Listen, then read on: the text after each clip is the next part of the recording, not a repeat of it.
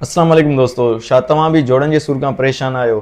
तव्हां भली 20 सालनि जा हुजो या 50 साल खां मथे जा हुजो, जेको जोड़नि जो सूर आहे उहो हर कंहिंखे अफेक्ट कंदो आहे। जोड़नि जे सूर खे असां अंग्रेज़ी में या मेडिकल टर्म में आर्थराइटिस चवंदा आहियूं। पर तव्हां परेशान न थियो, अॼु मां तव्हांखे आसान ऐं कुदरती हल ॿुधाईंदुमि जंहिंसां तव्हां जोड़नि जे सूर खां छुटकारो हासिलु करे सघो था। सभिनि खां पहिरियां अगरि जेके चांहि जा मवाला हूंदा आहिनि उहो पंहिंजी चांहि में अदरक जो इस्तेमालु कनि। चांहि फिकी हुजे ऐं खंड जो इस्तेमालु न कयो ऐं चांहि में तव्हां अदरक जो इस्तेमालु कयो। शायदि अदरक में काफ़ी एंटी इंफ्लामेटरी प्रॉपर्टीज़ हूंदियूं आहिनि जेका सोज़िश आहे उनखे घटाईंदियूं आहिनि, जंहिंसां तव्हांजा हॾा आहिनि उहे रिलैक्स थींदा आहिनि ऐं उनखे घटि स्टिफ बणाईंदा आहिनि। ॿियो इहो आहे, अगरि तव्हां चांहि न पीअंदा हो त तव्हां ग्रीन टी जो इस्तेमालु करे सघो था। ग्रीन टी बि काफ़ी बहितरीनु हूंदी आहे बोन हेल्थ लाइ। एंटी इंफ्लामेटरी हुन में बि प्रॉपर्टीज़ हूंदियूं आहिनि जेका सोज़िश खे घटाए सघंदियूं। जेको ॿियों तरीक़ो आहे उहो आहे जेंटल स्ट्रेचिंग।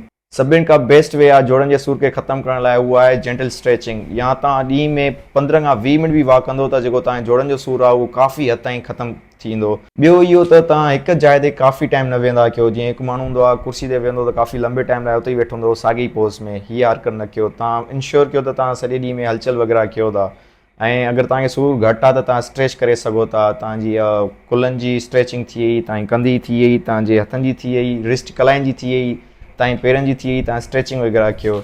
जेका ॿी शइ आहे, जेको वॾो ट्रिगर आहे जोड़नि जे सूर लाइ, उहो आहे परेशानी, स्ट्रेस। तव्हांखे जेतिरो थी सघे स्ट्रेस खां दूरि रहणो आहे, उन खां परे रहणो आहे। अहिड़ी एक्टिविटीज़ वग़ैरह कयो जंहिंसां तव्हांजी ख़ुशी वग़ैरह थिए, मोटिवेटेड तव्हां फील वग़ैरह कयो ऐं स्ट्रेस खां परे रहो। हुन खां अलावा स्विमिंग काफ़ी बहितरीनु आहे। अगरि किन माण्हुनि वटि एक्सेस वग़ैरह आहे स्विमिंग पूल जो, त स्विमिंग करण सां जेके तव्हांजा बोन्स हूंदा आहिनि उन ते बर्डन बि घटि पवंदो आहे ऐं तव्हांजी फ्लेक्सिबिलिटी जेका हॾनि जी हूंदी आहे उहा ई काफ़ी वधंदी आहे। त स्विमिंग काफ़ी बहितरीनु हल आहे जोड़नि जे सूर लाइ। हुन खां अलावा अगरि सब्जियुनि में ॾिठो वञे त जेके सायूं सब्जियूं तव्हां वठंदो न डेली बेसिस ते, उन में काफ़ी एंटी इंफ्लामेटरी प्रॉपर्टीज़ हूंदियूं आहिनि जेके तव्हांजे जोड़नि जे सूर लाइ काफ़ी बहितरीनु आहिनि। थूम काफ़ी बहितरीनु आहे तव्हांजे बोन हेल्थ लाइ।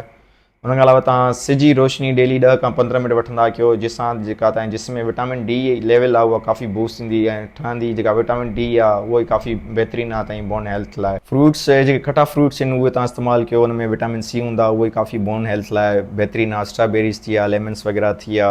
अगरि तव्हां इहे स्टेप्स वठंदो त कुझु ई महीननि में तव्हांखे काफ़ी घणो फ़र्क़ु महसूसु थींदो। So thank U. अॼु लाइ इहो ई, आईंदा मिलंदासीं अगली वीडियो में।